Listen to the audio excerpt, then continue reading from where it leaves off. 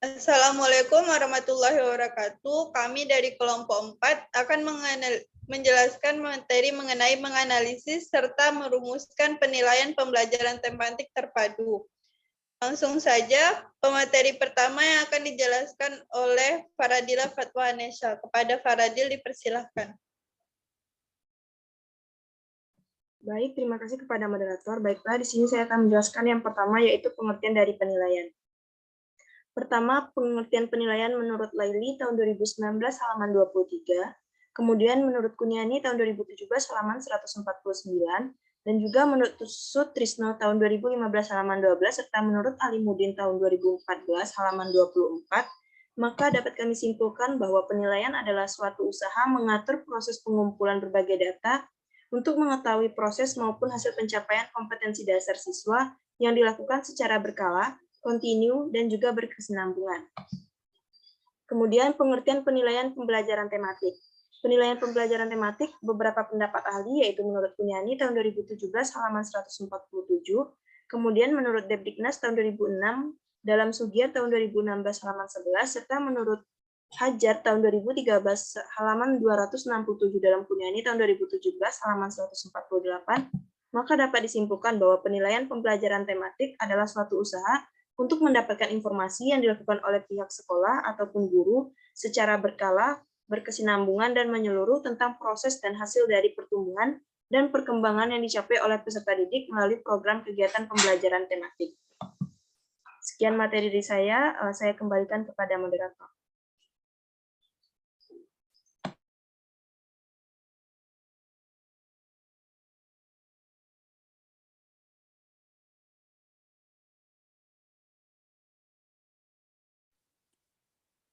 Dia suaranya masih mute. Materi selanjutnya yang akan dijelaskan oleh Fitrina Yuniska. Kepada Fitrina dipersilahkan. Baik, terima kasih kepada moderator atas kesempatannya. Saya Fitrina Yuniska akan melanjutkan materi mengenai prinsip penilaian pembelajaran tematik.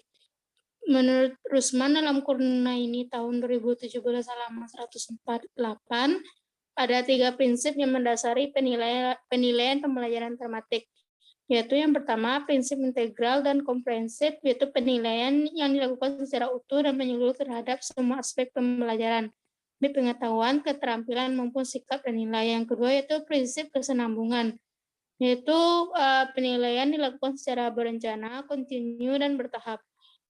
Dan yang ketiga yaitu prinsip objektif atau penilaian yang dilakukan dengan menggunakan alat ukur yang ada dan dilaksanakan secara objektif. Selanjutnya,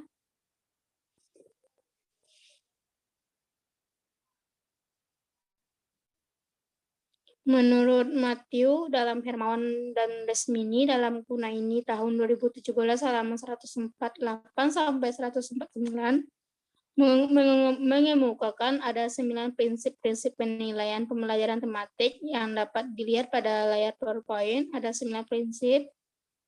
Selanjutnya yaitu tujuan penilaian pembelajaran tematik. Tujuan penilaian pembelajaran tematik akan diuraikan sebagai berikut menurut Kunaini pada tahun 2017 selama 149. Ada 4 tujuan, yaitu yang pertama menggambarkan kemampuan belajar yang telah dicapai para siswa. Yang kedua, mengetahui keberhasilan proses pembelajaran yang telah dilaksanakan. Yang ketiga, menentukan tindak lanjut dari hasil penilaian telah dicapai. Dan yang keempat, yaitu memberikan pertanggungjawaban kepada pihak-pihak yang berkepentingan, khususnya yaitu orang tua siswa. Selanjutnya, menurut Hajar tahun 2013 dalam Kunaini tahun 2017 halaman 149, ada 4 tujuan penilaian pembelajaran tematik, yaitu dapat dilihat pada layar PowerPoint. Ada 4 tujuan. Baik, sekian materi dari saya kembalikan kepada moderator. Terima kasih kepada Fitrina Yuniska. Materi selanjutnya yaitu tentang metode evaluasi proses yang akan dijelaskan oleh Salsapira Putri Kinanti. Kepada Salsapira dipersilahkan.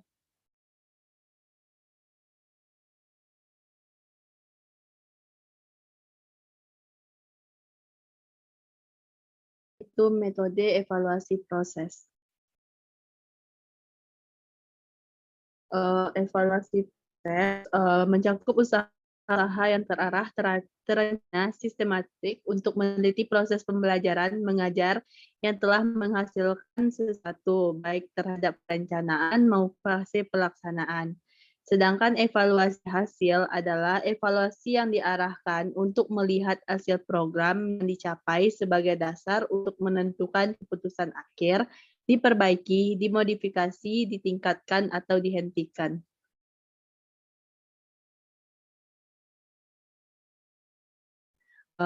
Pendidikan berskala mikro di tingkat sekolah, proses yang menurut UU 2014 halaman 24 adalah 1. Proses pengambilan keputusan, 2. Proses pengelolaan kelembagaan, 3. Proses pengelolaan program, 4. Proses belajar mengajar, 5. Proses monitoring dan evaluasi, dengan catatan bahwa proses belajar memiliki tingkat kepentingan tertinggi dibanding dengan proses-proses lainnya.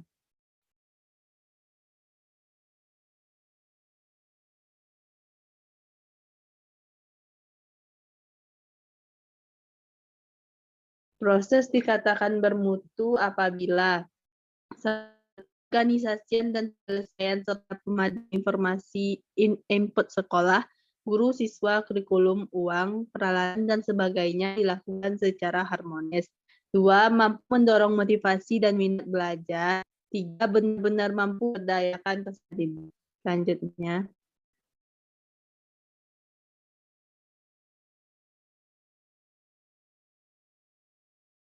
Tujuan dilaksanakan evaluasi proses dan evaluasi hasil pembelajaran adalah untuk mengetahui keefektifan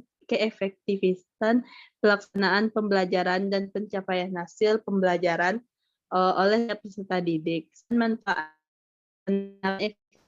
dan evaluasi hasil pembelajaran yaitu memperoleh pemahaman pelaksanaan dan hasil pembelajaran yang telah atau sedang berlangsung, membuat keputusan yang berkenan dengan pelaksanaan dan hasil pembelajaran, serta meningkatkan kualitas proses dan hasil pembelajaran dalam rangka meningkatkan kualitas seluruh. Baiklah, kembalikan ke moderator. Terima kasih kepada Sal Sapira. Materi selanjutnya yang akan saya jelaskan sendiri. Tahapan pelaksanaan evaluasi proses pembelajaran dan evaluasi hasil pembelajaran yaitu penentuan tujuan, menentukan desain evaluasi, pengembangan instrumen evaluasi, pengumpulan informasi atau data, analisis dan interpretasi serta tindak lanjut. Menurut Pak Bowo dalam Trianto 2011 menjelaskan bahwa pembelajaran terpadu peran evaluasi atau penilaian tidak berbeda dengan pembelajaran biasanya. Evaluasi pembelajaran terpadu diarahkan pada dampak instruksional dan dampak pengiring, seperti halnya kemampuan bekerja sama, menghargai pendapat orang lain, dan lainnya.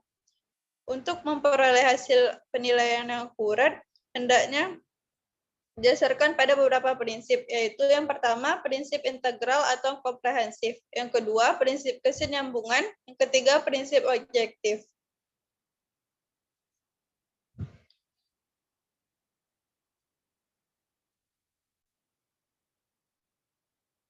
Sasaran yang dinilai dalam penilaian proses adalah tingkat efektivitas kegiatan belajar mengajar dalam rangka pencapaian tujuan pengajaran. Penilaian proses merupakan upaya mengumpulkan informasi tentang kemajuan belajar siswa yang selanjutnya digunakan dalam keperluan perbaikan pelaksanaan kegiatan. Penilaian terbagi atas dua, yaitu penilaian terhadap siswa dan penilaian terhadap guru. Penilaian terhadap siswa mencakup penilaian berkaitan dengan terdapat